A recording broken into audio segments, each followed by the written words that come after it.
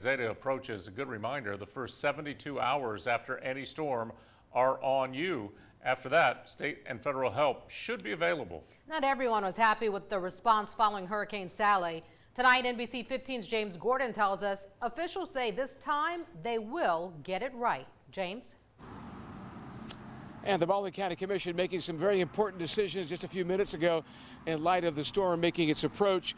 Number one, they will open a shelter beginning tomorrow, the Baldwin County Coliseum in Robertsdale, tomorrow at 1 p.m. They've also decided and voted to close some county buildings with the exception of the Baldwin County Courthouse in Bay Minette to allow for in-person absentee voting, which is still ongoing. They want that to continue even throughout the storm. They don't want any interruptions with the absentee voting. And of course, all of this happening as any decision that's made ahead of time is very important.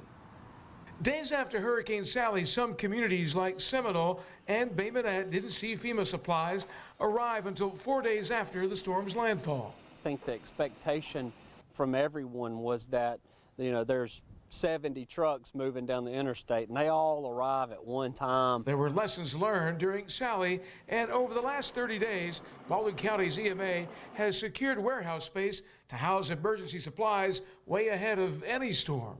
And what we're doing in a positive fashion is working with the state to store and stock the commodities you need on the front side of a storm.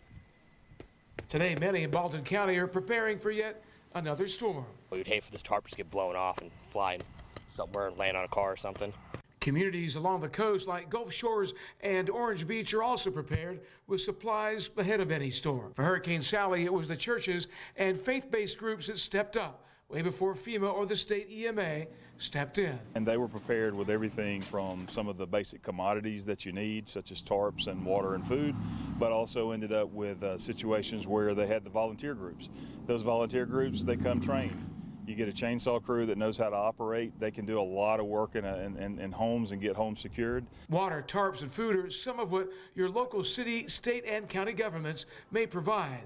But there's one thing you may have to get on your own. Getting gas for our generator was a big problem. I would have to stay in like an hour line to just get gas. And Zeta is expected to move through our area rather quickly late on Wednesday, so now is the time to prepare. In Baldwin County, James Gordon, NBC 15 News.